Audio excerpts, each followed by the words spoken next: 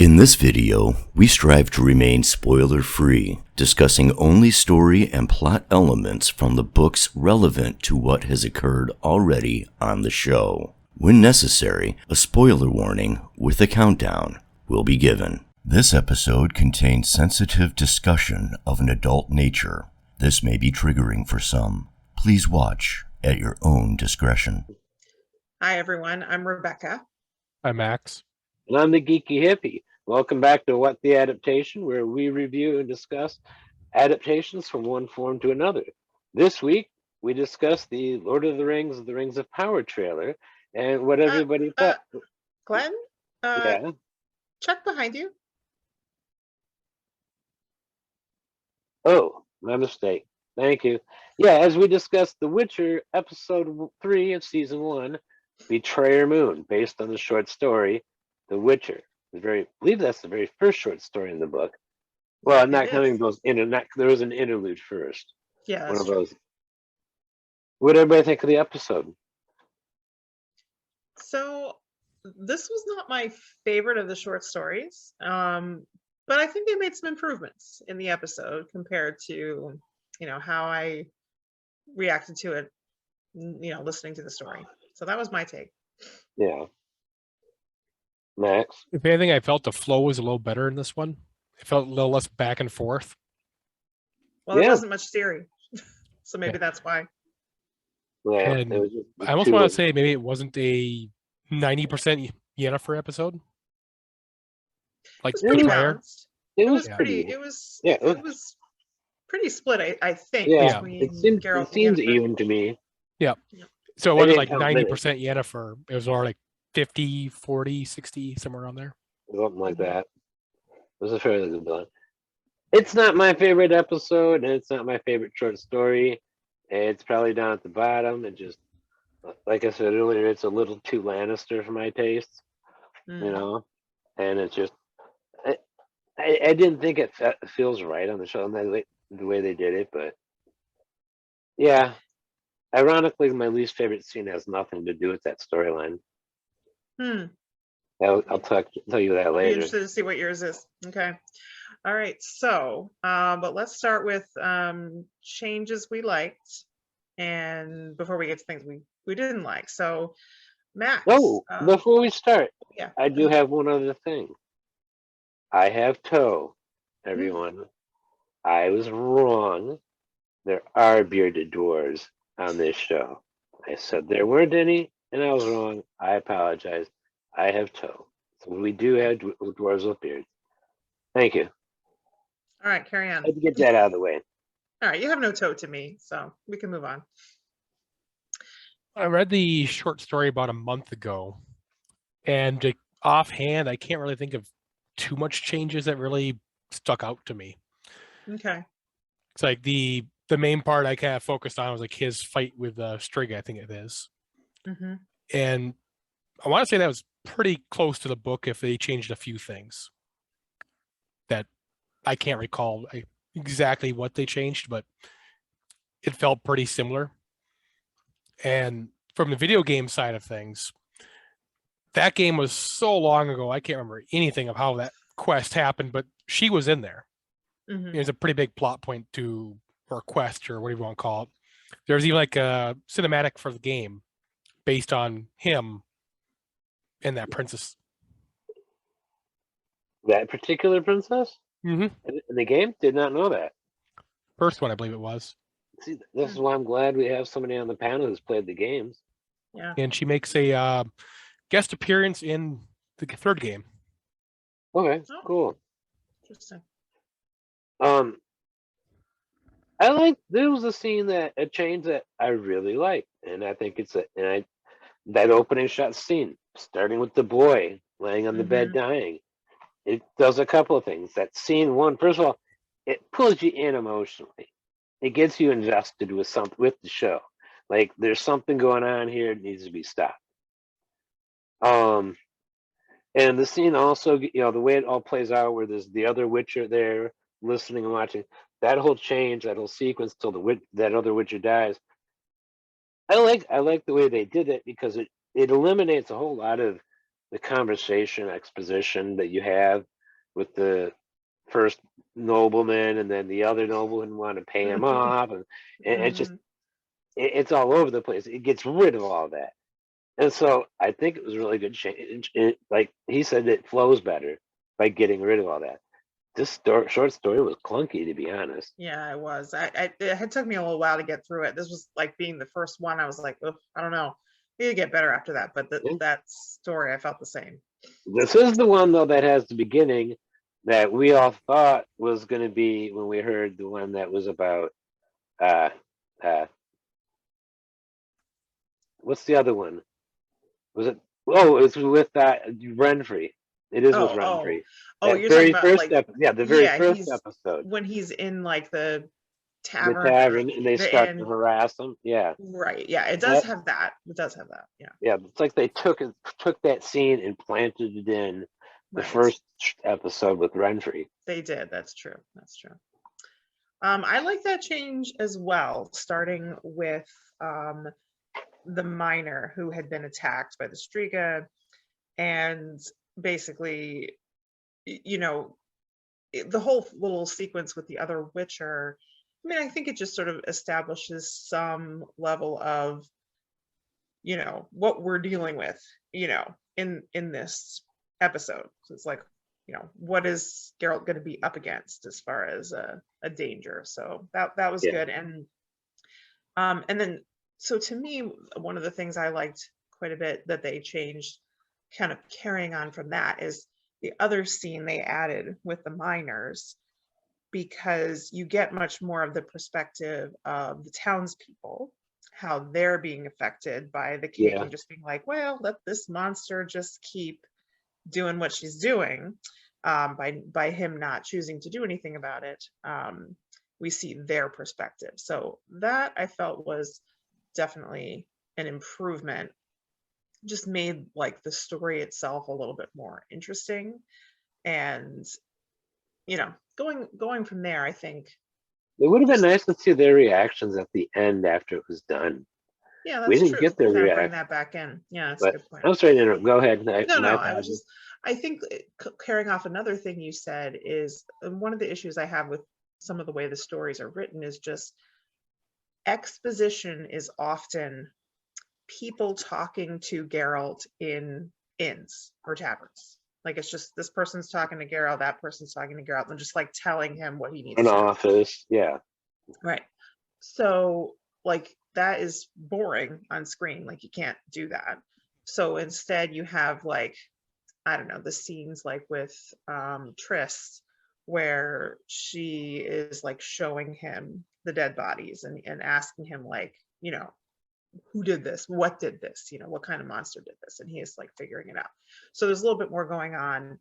And then, you know, you bring in stuff like, oh, the Witcher didn't really take the money and run. He's actually dead. You know, so there's other factors, you know, going on in the scenes. And I mean, the whole fact inclusion that he got killed.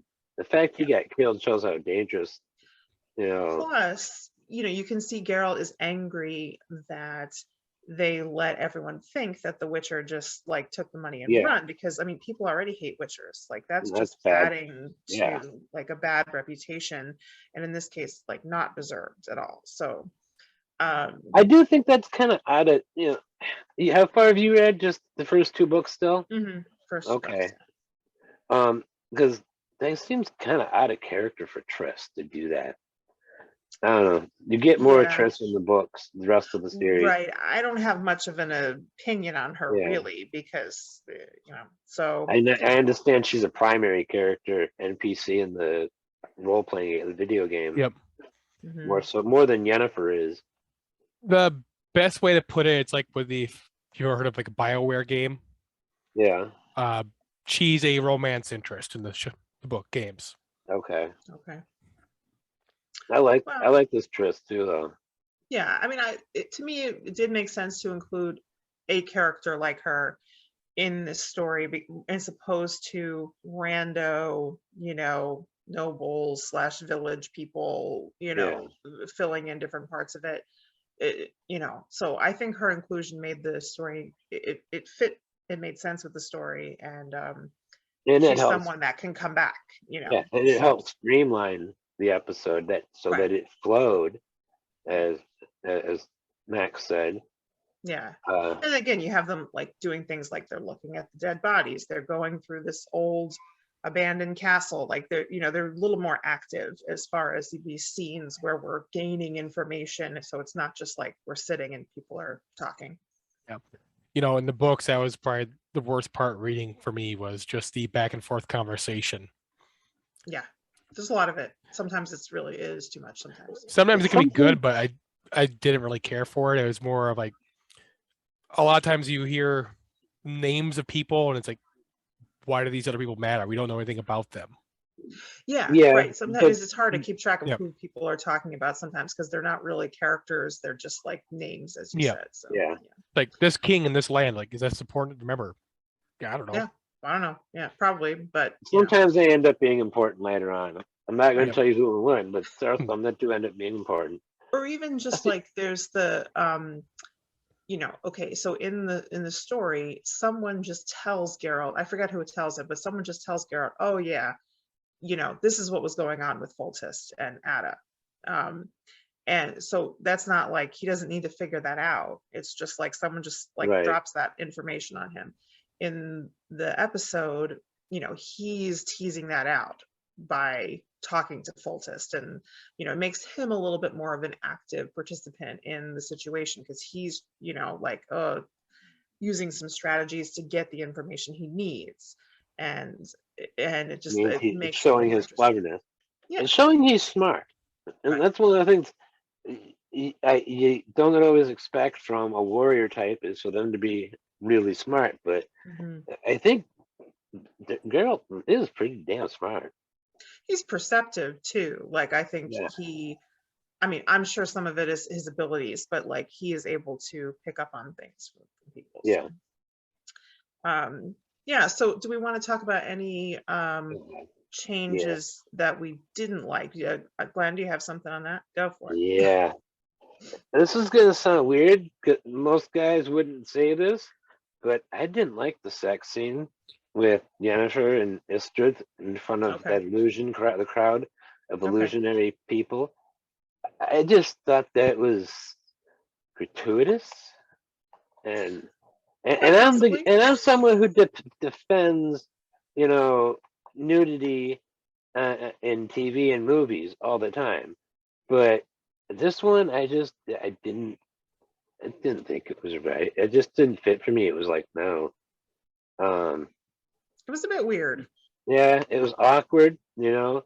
Got a crowd of 30 people sitting there watching you have sex. I was like, I guess no. that's fun for them, but all right. Yeah. And the whole thing because that was when they had their fight, was right after they had sex, wasn't it? No, In the I show. think there are scenes in between, but Okay. I don't think there's a scene between the two of them in between, but there are like other scenes in between. It doesn't immediately follow that. Yeah, I know they talked just after. Yeah, because they talk about, are they going to be able to like do this again? Mhm. And you know, they talk about like what her plans are and what his plans are. And Yeah.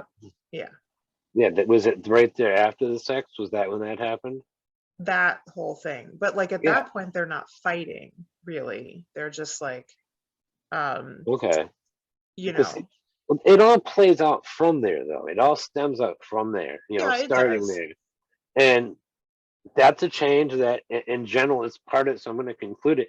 That's a change I didn't really like. You know, because it's eliminating the possibility of having that one storyline of Geralt and Istrid having to face off against each other when they don't like each other. I would have loved to have seen that scene, but it doesn't look like we're gonna have that unless there's like a big thing on the show of her and him patching things up. Yeah. I kind of got the impression they were on again, off again constantly. Yeah, well, in the book, but even in the show, I kind of got that. On the show, they were constant together. I don't think they broke up at all until that one time. You know. Yeah, I do get the impression that they've been together, you know, while she's in training, basically, that like, Yeah. they have these trysts. And yeah, so I mean, going back to your original point about like the sex scene that was in there, like, is it gratuitous? Perhaps, yeah. I mean, I probably tend to agree with you. I mean, I think it was important to have a scene between the two of them where we see that they're somewhat together. There's some potential and hope for, can this relationship continue in some fashion? Which I gotta say real quick, that makes me have more props for Istrid than before, because Yeah. he looks past her twisted body and sees the person inside. Yeah, I Not mean, every guy does that. How many guys true. would date her? I'm So sorry. I'm just I saying, mean, I okay. So on that, like, I think that that might be what is the intention here. Like, okay, there might be the idea that maybe there's something genuine here because like he's not focused on that, uh, a physical deformity that would just other people wouldn't get past that. But the thing is, she's a sorceress. So he knows that she's always supposed to get to a point where she can change her appearance. He knows yeah. that. So, I don't know that I want to really give him much props for, like, I mean, I don't know. Like, she's also like, okay, like, she's got a hump on her back, but like otherwise, I don't know. I mean, her body's pretty gorgeous aside from that. And I don't know, whatever. Yeah, it's just I don't It's, know. I'm not as much of an Istrid fan as you are, I think, On the but TV show, I like him. I think mm, it might be the actor. I think I like the actor's work. yeah. So maybe I should include him on there as actor, but I didn't put Uh, him down. I like his character on the show. In the So, books, yeah. he was a prick. even like in the show and the mages, like how old could this guy be? I Yeah, don't know. probably old. Magic probably slows their aging process. Because you're saying like Yennefer is young at this point. Yeah, she's, Like 30s, late 20s, early I was 30s. assuming younger. I would assume younger too at this point. I mean, Like I was Ooh, assuming under 20s when she first got in there, and I have no idea how long she was in the school for. yeah, yeah, we don't no know. idea. But like, how old's this dude? I mean, we know that these wizard guys can live a really long time. I That's don't another. know. That's another Yeah. change. I'm not sure if I like or dislike it, but that whole with the changing, the metamorphosis, and that Yep. the guy with the shoulder length hair, it looks so much like somebody I know here, but I'm not going to mention names. But at first time I saw it, I was like, "What? No, he doesn't act." But I don't know if I think that was necessary, to see that scene. But Well, I mean, that she's I think, badass to make it through with no pain relievers. I mean, it gives you a sense of like what she is willing to go through to achieve something, right? I mean, because not, it's obviously the physical experience is torturous, but then also, as they make clear in that scene, she is giving up something else. Yeah, So it's, I don't know. I kind of like that scene, the intercut with the Striga battle. Like, I don't know.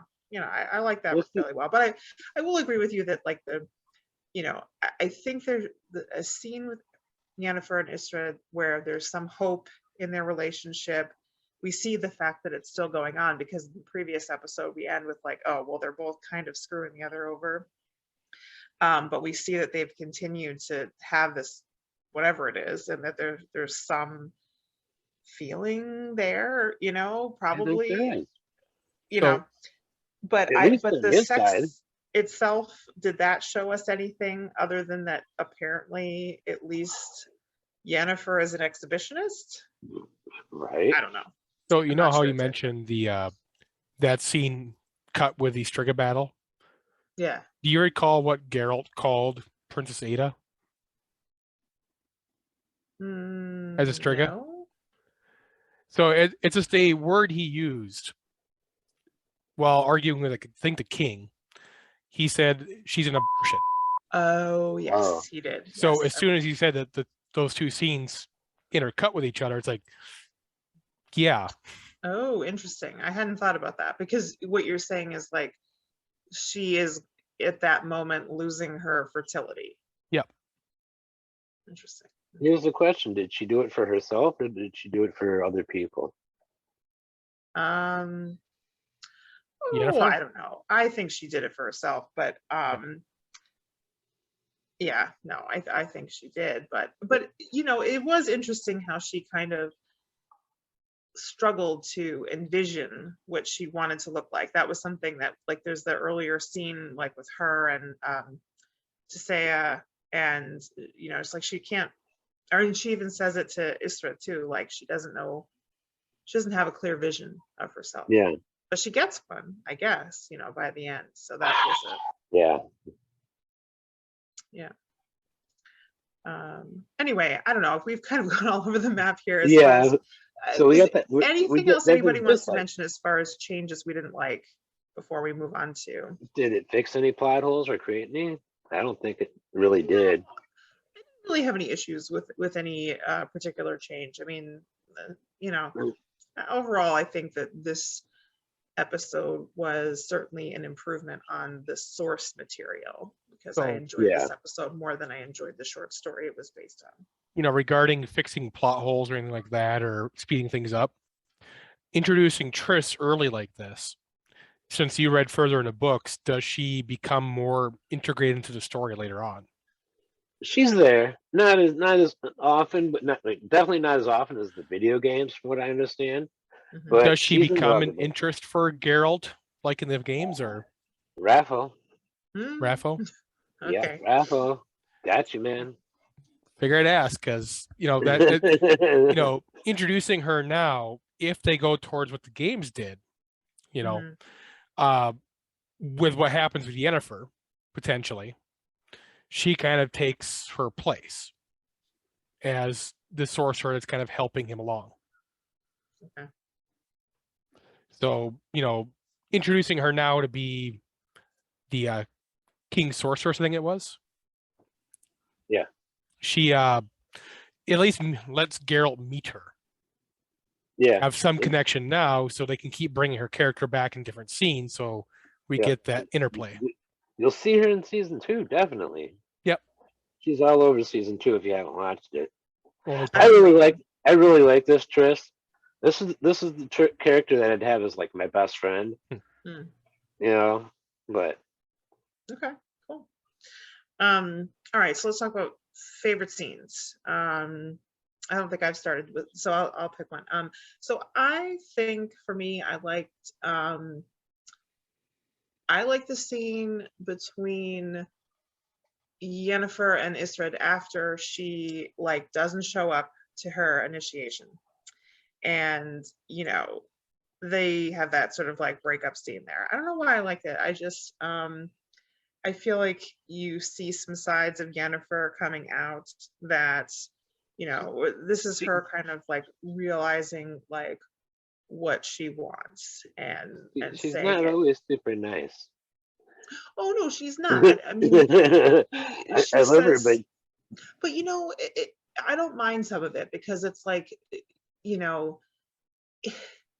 I think what she's pointing out some things like, you know, he had this vision of like, you know, the two of them, and it was sort of centered around, you know, what he was going to do. And she's just kind of being like, you know what, I never said that's what I wanted, like, and she has her own, and he's kind of putting down the things that, you know, he thinks she wants. And so anyway, I'm not that enamored with him as a character. I get that. I don't think that their relationship is anything other than, you know, they're both kind of lonely, and you know, they get something out of it, but I think they want different things, and this is her kind of really saying what she wants and what she doesn't want. So yeah, she's not all that nice about it sometimes, but oh well, you know, kind of like it. Okay, cool. Max, what was the scene that you most remembered or enjoyed? Probably the one that just stuck out the most is probably just the fight sequence with Striga. Yeah. Yeah. And of Well, like I course said the before, I think the intercutting, with Yeah. those scenes was kind of cool. Yeah. and of course the surprise attack on Geralt at the end, Ugh, yeah. which Yeah. was pretty close to the books. Yeah. Yeah. No, Definitely. that was a pretty good scene. With especially the end, I think, when she is a child, but a feral child. Still has the claws. Yeah. Still has them claws. Mm-hmm. Yeah, I think they Oh. removed the Striga claw Mm. from the show. And Glenn, what about you? Mine would be the doors opening and Yennefer strolling into the ball and That was a just good one, too. commanding everyone's attention. It was Mhm. like everybody pretty much stopped, what, and jaws hit the floor. Yeah. Because And then she just goes for what she is after. and Like she's just the like actress pulled that off, that stroll, that strut, that walk in. Mhm. She pulled that off so damn well. Mhm. It was just wow. I was really impressed with Anya Chalotra with that scene.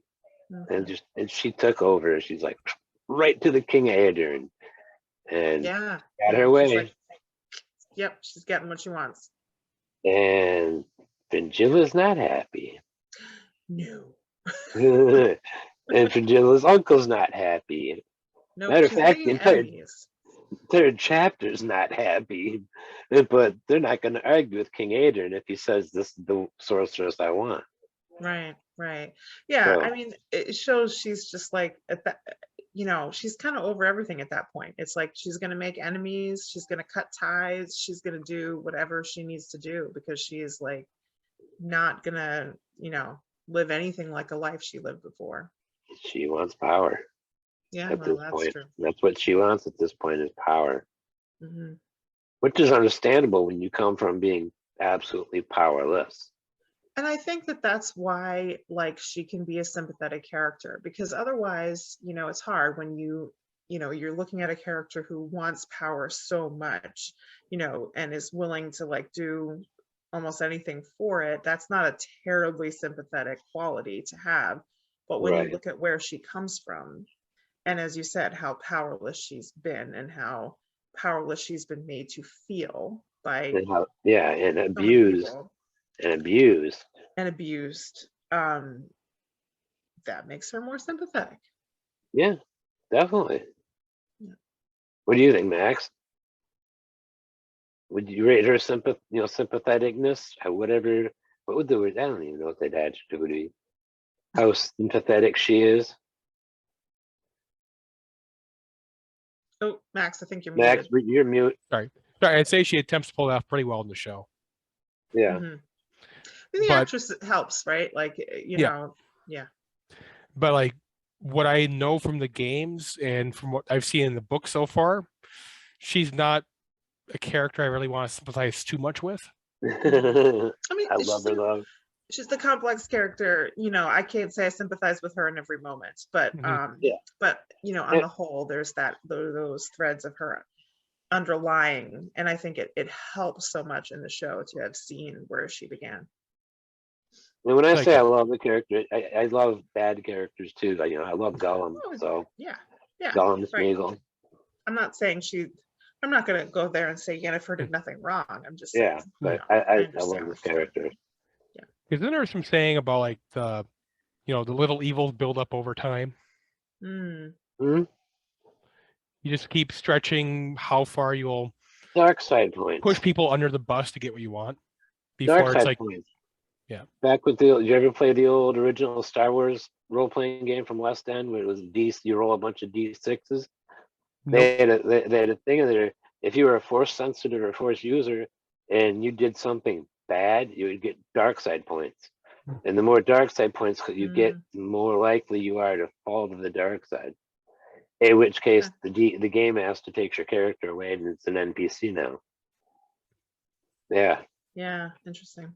Yeah, guys, Well, kind of look at it you like you keep justifying your actions over and over again to the point where it's like all of a sudden now you're just burning down nations because I want a cookie. Yeah. No, and I mean, you have a point because Daenerys, you mean? Daenerys, yeah. Spoiler. No, but I think you certainly have a point. I don't know where this character is going. So like, I'm not saying I'm gonna, be on her side all the time, but even if someone ends up doing villainous things, it's always good when they've given us a backstory to help us understand where that person's coming from. Yeah. Yeah. So She's a wonderful character. And how many times can Ah. she be redeemed? well, I don't know. It doesn't really need to be redeemed, really. So, all right, let's get back to our most hated scene of the episode. Glenn, I think you might have already mentioned yours, but go for it again. Yeah, it's that sex scene. And I'm probably gonna get shit from somebody for saying the sex scene's the worst thing, because but that just no. It's not that I'm opposed to sex scenes. I just with 30 people watching you, no. That was just no. There's just no. That's weird. All right, Max, what about you? I can't really say it's a scene I dislike so much as a scene like basically it was the one where Yennefer and was it Istrad were arguing. Yeah. Oh, that was my favorite scene. I kind of felt like it was kind of like he was white knighting it. Yeah. And he wanted to get something that she didn't want to give. It's kind of how that scene came off to me. Yeah. I can see that. That's why I liked it though, because because she's not having it, right? Like, because I agree. It's kind of like the villain type thing, like moment of villainy type. That's kind of where I go for the worst on this kind of side of things. Yeah, but I agree. Like, he doesn't come off looking that great in that scene, but like she's just not having it. She's just, you kind of see where, there's flaws. I mean, not that there are always flaws between these two. That was pretty clear, but like they're it's both all flawed. They're both flawed. Yes. And they're both responsible for the fight that they had. I think they were. When you look at it, as Obi-Wan says, from a certain point of view, both of them are right. A certain point of view for one, and a certain point of view for the other, and at the same time, a certain point of view, they're both wrong. So that's their problem. They had flaws. So yeah, well, and they can't And I work like- out yeah, because they're on different pages completely. and it's no secret. I love Yennefer. She's awesome. But like I said earlier, this Istrid is to me much more, a lot better than what we saw in the book in the one short story. I think he might have showed up somewhere else too, but that guy came Maybe off your as bar for him is just too low. that guy came off in the book. He comes off as a major pompous ass. Yeah. This Istrid doesn't come off as a pompous ass to me, but in the book, I kind of had he was a lovesick puppy. That too, but I don't know. In the book, I thought that he liked having some control. Like, he didn't like the idea that, he couldn't really control what his relationship with Yennefer was. And Geralt was the thing that was mainly interfering with that, because she obviously has feelings for Geralt, and and then she's doing things her own way. She's doing what she wants to do, and that Istrid didn't like that, but like instead of dealing with the fact that like he's with a woman who is going to do things her own way, like whether Geralt is in the picture or not, he's not going to get what he wants out of her because she isn't going to let him control her, I think.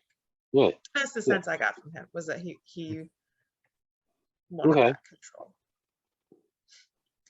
And I think there's maybe it's softened a bit, but also this point in their relationship in the show compared to the point or if you could extrapolate from it and assume that this thing had gone on much longer, you know, this is perhaps like a more nascent level of control. Like he doesn't think it's there. Like he, you know, he has his own plans. He's not really factoring in what she wants.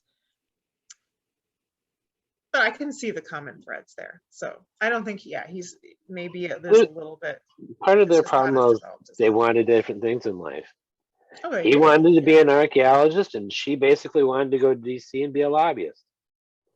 Yeah, and you know what? That's normal. Or work in the White House. You know, different things, and it doesn't make someone a better or worse person because they want different things. And so there was a little bit of like, you know, well, there's a bit of nastiness from both of them about that, right? Oh, like, yeah. But I mean, I think on her part, it comes out because he's sort of assuming that she wants what he wants, and he never asked. Yeah, it got nasty, but don't most people, when they're having a yelling match with a loved one, throw barbs that they know are really targeted to that person in particular, and that's going to sting? I've seen people do it all over the place. I think from him, you can see like his sense of superiority in what, you know, he wants, or at least he says it, whether he means it or he's just being nasty, I don't know. But the way he talks about what she wants versus what he wants, he has a certain sense of superiority over that. Okay. And I can go into the gender dynamics of the whole situation too. Yeah. Because in the show, they're part of the Brotherhood, right? Yeah, men and women. It's the Brotherhood. Yeah, right. But I don't think it's called that in the book, though. I don't remember. I can't recall what they call it, but I know the games. I don't know if it's a book spoiler or not because I haven't read all the books, but I'm pretty sure there is a thing about they called them all witches, and the witches were not allied with the wizards. Huh. That's I don't know if that's a game thing or a book thing. That I guess say that has hints at something in the book, but it's not quite like something in the book. You'll find out later. Read and find out. Hey man, sticking to our Wheel of Time roots here. We always got to have something from Jordan related. What was next? Okay, I don't think I've given my least favorite scene. So for me, it was the scene with Geralt and the prostitute in the... Yeah, I forgot about that. Yeah. So what I don't like about this scene, I mean, okay, so it's exposition-y, and it's that's not the main issue I have with it. You know, that's just a necessity. Sometimes it did seem like maybe they were going for a little bit of the sex position, you know, type of, you know, route there. But the bigger issue I had is, okay, this is a scene where Geralt is acting like he's the emotionless witcher that everyone believes that he is, right? He's just kind of like the cold jerk, you know, in that scene. And so I have an issue with that a little bit, just because we know that's not the case, right? I think it's very clear to me, both in the stories and in the show, that while other people believe this about witchers, that they are emotionless, you know, Foltest says it to him later in the episode. He's like, I wish that I could go through life without falling in love. And it's clear in that scene that he's not an emotionless. I mean, he's just he gave this little gift to the princess, you know, like that's, and then there's a lot of references in this episode to Renfrey, where it's clear that he had emotion. My notes, in my notes. Yeah. So I think they're making it clear throughout that reputation that witchers have is not entirely true. Well, it's not. But in that scene, it was like it was true. So I think the issue of what I don't like about it really is that it's like, okay, well, in this case, she's just a prostitute. So I can be that emotionless, cold jerk. Right. I'm trying not to use choicer words, but anyway. Asshole. Yeah. You can say Yeah. that. Okay, yeah, he's an asshole in that scene. Yeah. And it's just, I don't know. I'm not sure I like that choice very much, to have him act that way in that scene. And then it just sort of makes me wonder, like, well, what really is the point of that scene other than the exposition? Which, I don't know. I just wish it was doing more than exposition with nudity and making him look like an asshole that he isn't really. I'll be talking about that sort of in a bit with my later section. Max, you got any thoughts on that one? Not much. It does sound like a scene that might have happened in the books, but because he's always his wounds are being tended by someone. Yeah. Usually female. I don't Yeah, remember. except he's got more emotional bond with Neneke in the book, the Temple of Melitelli. And I'm really resentful that they don't have Mother Neneke on the show, because she's a wonderful character. Season 2, no? No, she's not there either. I don't think. I don't think. Oh. Not, I don't think. I remember. I watched them both. I don't even remember what season 2 was. I thought she was Vaguely remember. cast for season 2. No, maybe for season 3. Huh. I don't know. I've only watched like 2 episodes of season 2 so far. Okay. Yeah, I haven't watched it yet because, I've been sort of waiting. I'm like working my way rewatching season 1. And I'm like, yeah, I'll watch season 2 when I'm done rewatching season 1. Yeah. Okay. All right. Anyway, so moving on. So I guess what's next? The actors that we want. Any actors we want to talk about? Yeah. All right. So did anyone have any call outs they wanted to do for favorite, cast, or any weak links in the cast for this episode? There were 2 I liked. I like Sean Dooley, who played King Foltest. I remember him from the British TV series Misfits. He was one of the parole officers for like 2 seasons, I think, longer than any other parole officer lasted with those guys.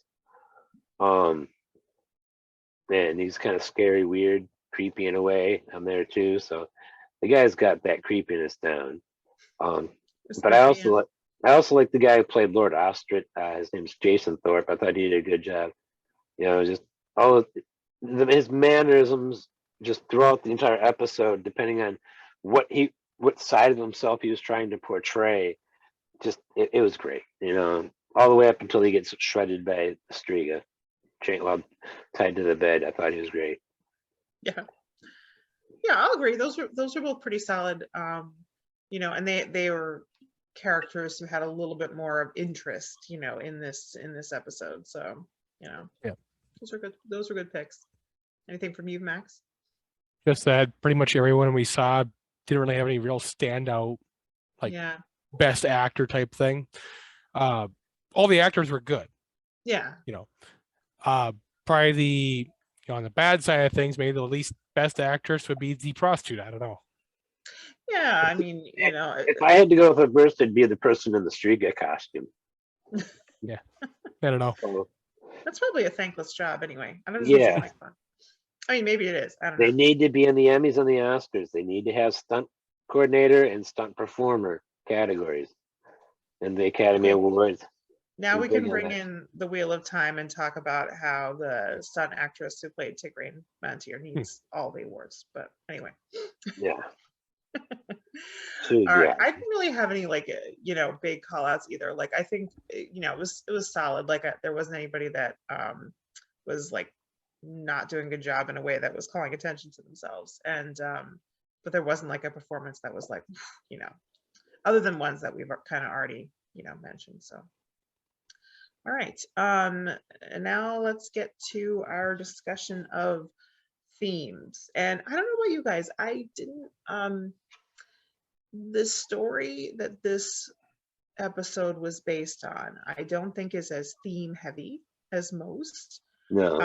Which is another reason why it's not really my favorite. And I So I don't have as much to say about how this episode was handling themes, and I think it's because the source material was not rich in themes.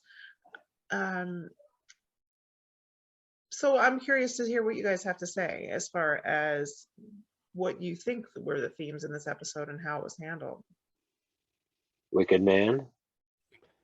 Well, I can't really say there's anything about destiny in this one, really. No. Well, I Triss think, brings it up. yeah, they There's did get mentioned. That's right. at Sorry. the end, because it's a link, at the end there between Geralt and what that's right when we cut to Ciri, that last scene. That with Ciri, segue, that transition. where Triss says she thinks that Geralt has something more, and there's that specific phrase, something more, waiting for him, and then that something more is Ciri, or apparently, because we're As the cutting, reason he didn't die. and then and then because he's recovering, he has these the words floating in his mind about the girl in the woods. We'll be with you forever, or something like that. Right. So there's that little tie-in at the end, Mm-hmm. when he is recovering and what Triss says to him, and then cutting to Ciri. So there's a little bit of that, but otherwise, I did see something, and basically, it's not so much a good thing; it's showing off a bad thing about the way humans are, especially in a more primitive society. And that's that women often end up being the ones who suffer for the mistakes and foolishness of men. mm-hmm. The princess suffered. The mother Ada suffered. Geralt keeps flashing back. Renfrey. She suffered for There's what a lot all of those ties to wizards would do. Renfrey. Yeah, And the princess and Ada, they're obvious for how that's the suffering, but it's caused by Foltest and Astrid together. Their actions is what caused that horribleness. But Geralt also has this need to save a princess who others see as a monster. Yeah. Because that's exactly what this princess was his second shot at saving Renfrey. That's true. And not being able to save Renfrey and having to kill Renfrey really is sticking with him. Yeah. And so yeah, and so lots of hints that he had feelings there. Yeah, so lots of it. You'll see as it goes along that this isn't the last time he feels the need to defend and protect a princess who others see as a monster. Yeah. Okay. Yeah. Why he likes Yennefer so much? I'm not gonna say who I'm talking about, but yeah, no, I agree. I agree on all that. That's definitely there, and I you make a good point about, because it bugged me, the line where he says the daughter, and I forget, he's questioned like, how, basically, how do you know it's a daughter? Because Striga are girls, women, girls, I guess. And it bugged me because I'm like, okay, but so they are only created because of a curse, so the curse that Astrid, is that how you say his name? Astrid, yeah, that's how I pronounce it. The single D. Right. The curse that he did, what if the baby had been a boy? Would nothing have happened? Would something else have happened to it? Like, he wouldn't have made a Striga, because apparently you can't. Yeah, so it would have been. You can only do this horrible thing if this baby happens to be a girl.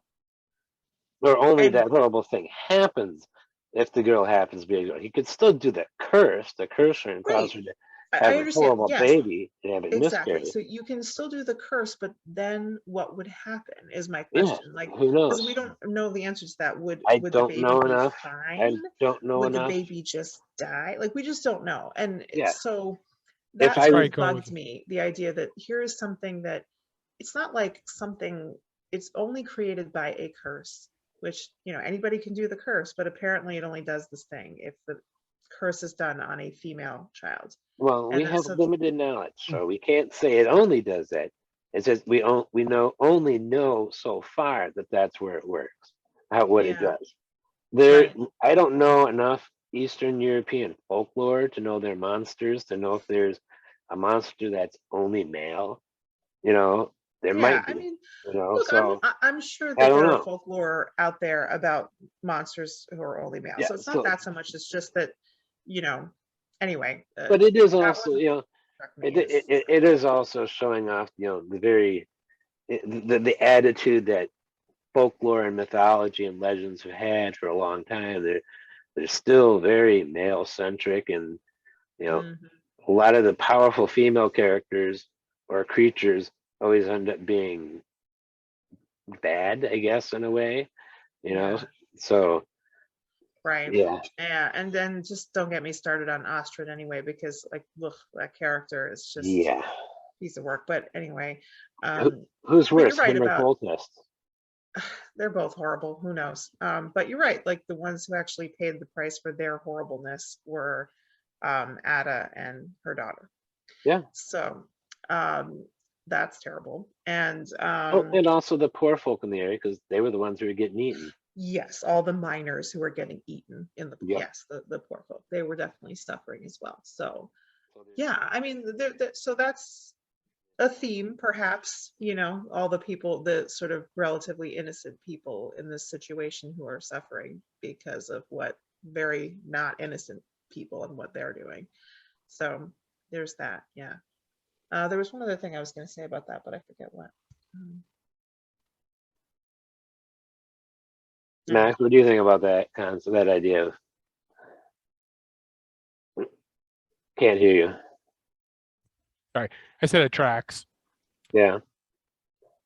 Yeah, I had to think for a while about it, and once I realized it, thought of the idea of that, and then I looked back at the story, both stories, I'm like, boom, boom, boom. Yep, yep, yep, yep. You're seeing examples, and it carries over from what's happened in the previous stories we've done, Yeah, so I mean, So, I agree with that. The problem is that the story isn't centered around those people, right? no, Like Ada is not a character. no.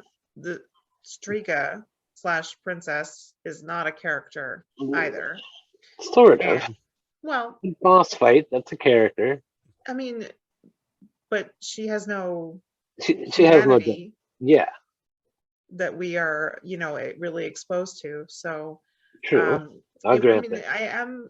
that's partially why I'm glad that they did include the scene like with the miners, because, they do have some humanity, and that's, an effect that we can see. But on the other hand, they're not women, so Right. it is certainly, that's maybe a bit of the issue here, because if that is a theme, that women and girls are the ones who are suffering for choices made by men, which I think we can see that here, the story is not centered on those women characters, because they're not characters. So Yeah. it's a bit of Like an I said, issue with the I had to. storytelling. I was really searching hard, and you said this is a theme light. It's not theme heavy at all. So, and I was Yeah. trying to find something. I grabbed it. It just like, hey, it might be some loose strands on it, but I'm gonna pull that one in, and here you go. And that was my idea. So, Yeah. I mean, you can pull holes in it easily. I admit. So, Yeah, and it's not so much that I think that isn't in there. It's it's just it's a second. It's more like a no, it's secondary just or that third if level. that was the main point that was trying to be made, the No, storytelling wasn't centered correctly no. to make that point strongly enough.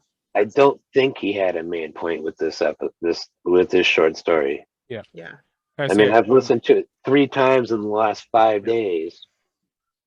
On the other hand, is like they're not being part of the story could be part of like showing off like we don't care about them, Right. but yet they're being erased. Yeah. The one thing this story does do, I mean, it's the very first short story, other than that little interlude where the woman's climbing into his bed, because that's what it really starts with. Then it goes to the first story, and that's this one, The Witcher. Right. And then the reason why he ends up, we've already mentioned it. I'll put another spoiler thing up, but Mother Neneke, is because he needs to go heal with his neck. It's still not Yeah. fully healed. And that's why he's there for the voice of reason, all those little interludes. Right. So this short story does set that up. So I guess it introduces the Witcher and things he can do in fighting, using the signs, his speed with the chemical that drugs he drinks does to him. That's how I took this story when I first listened to it. I was like, this is just showing us this is what Witchers are. This is your tutorial.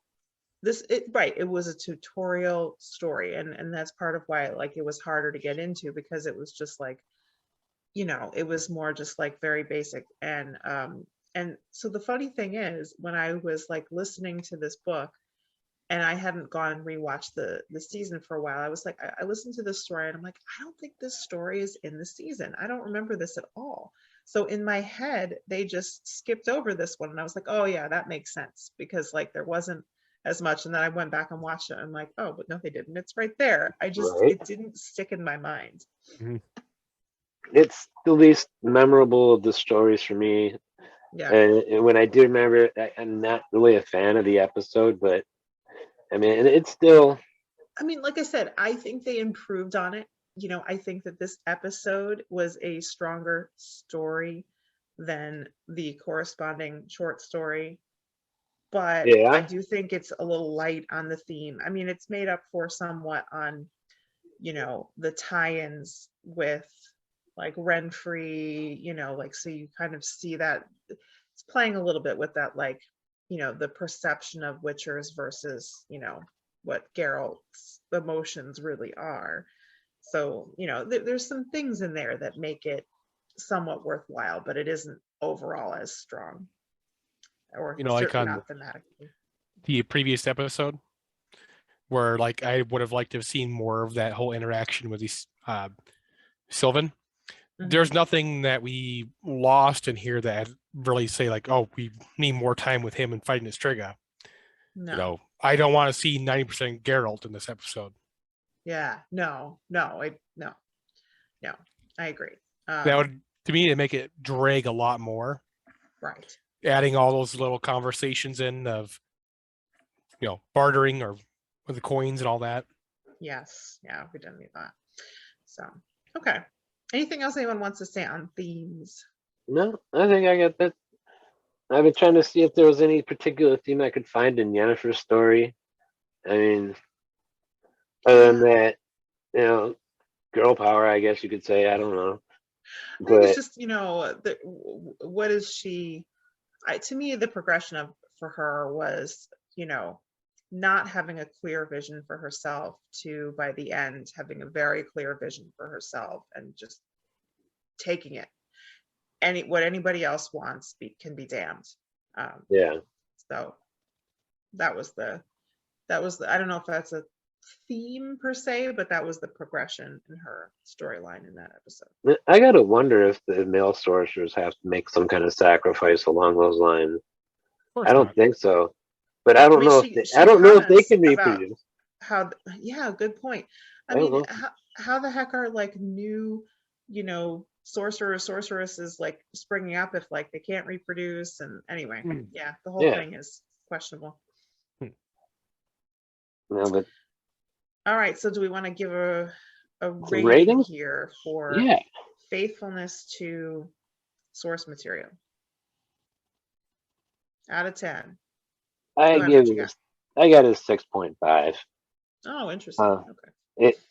It wasn't super faithful. I mean, it lost a lot of stuff, but at the same time, I think that's a good thing. There's a lot of chaff that could be gotten rid of with this short story when adapting it to screen, and they did. They took shortcuts, and I appreciate their shortcuts, even if that meant introducing Triss way early. Weird circumstances too.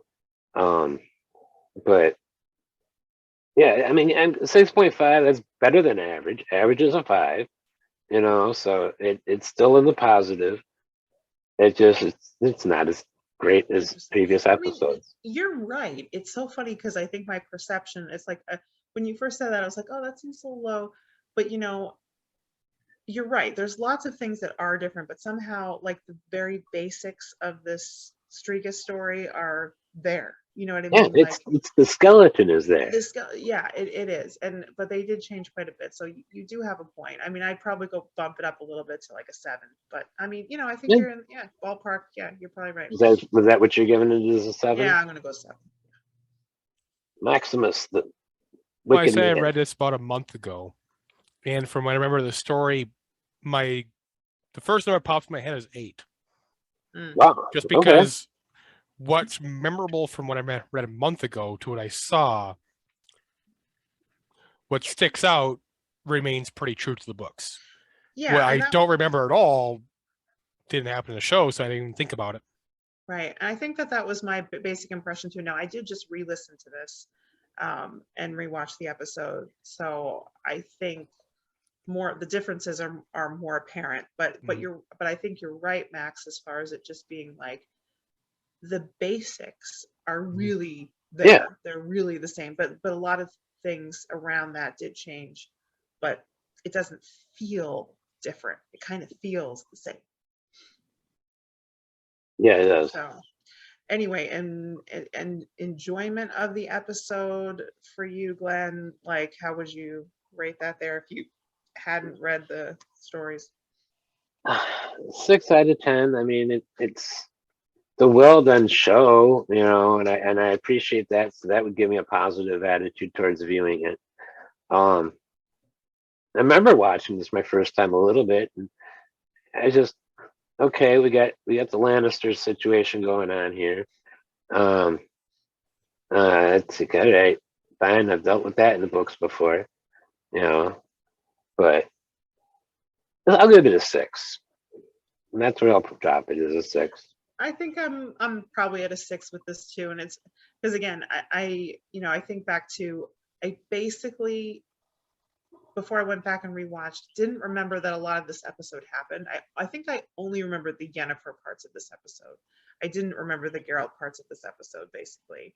And then I rewatched it and I was like, because like as when I was listening to the story, I'm like, this isn't familiar. I don't remember this happening in the show. And then I went back and watched it. I'm like, oh, this is that story. It did happen. I just basically didn't remember it. But I remember the Yennefer parts of the episode. So, but it's not a bad episode. It's just not as memorable. No. Max? I'm going to say, let's just go even 7. Okay. Just kind of like if I were to letter grade, 70% is about a D. Mm-hmm. I'm not really thinking of it, I guess, as letter grades because then, F is what, 65? I don't know. I'm not. I put that at 50. I'm not really thinking of letter grades for sure when I'm doing this, right? Like, because then a 6 out of 10 is an F, right? And I'm not saying this is a failing episode. I don't mean that. Yeah. No, I'm not giving school grades. I'm giving percentiles. Yeah. Sometimes a percentile with an extra decimal after it. So. Right. Yeah. That's how I'm thinking of it. I'm definitely not thinking of it as letter grades. Otherwise, I would have just failed the episode, which I think was a pretty solid episode. It's just, missing a little bit of the thematic elements and not parts of it are not as memorable, but. Right. What is everybody's opinion of the episode overall? All factors considered in. What would you rate the episode? I'll go first. Okay. I give it, here's where I would go percentage with decimals, because 5.75 out of 10. Oh, it's almost a 5.8. Not quite. Because you're dropping it because of the faithfulness thing. Yeah, and well, I mean, because this is actually, I'm dropping it a little bit lower just because overall, like I said, I don't like this story. It's probably my least favorite story in the bunch. So the way I was thinking about this is like, okay, I'm factoring in just my baseline enjoyment of it without factoring in the books, and then I'm thinking about how it compares to the books and adjusting from there. So for me, actually, I'm adjusting it up. So I would say that knowing how the changes are made from the books increases my enjoyment of this episode, because I didn't particularly like the short story it was based on, and I think the show improved upon it. And I'm able to like pull out a little bit more that way. So I'm going to bump my enjoyment up to like a just this, a 7 out of 10 based on that. So. I'm bumping mine up to 6. Okay. I'll just keep mine at an even 7. Okay. Even 7. 7s are a popular number on our show. Yeah, indeed. Another So, Watt thing, right? yeah. Anybody else have any comments, thoughts? Yeah. about tonight? Last thoughts? I don't think I do. Final words. Kind of like the episode. Just like, yeah. Okay.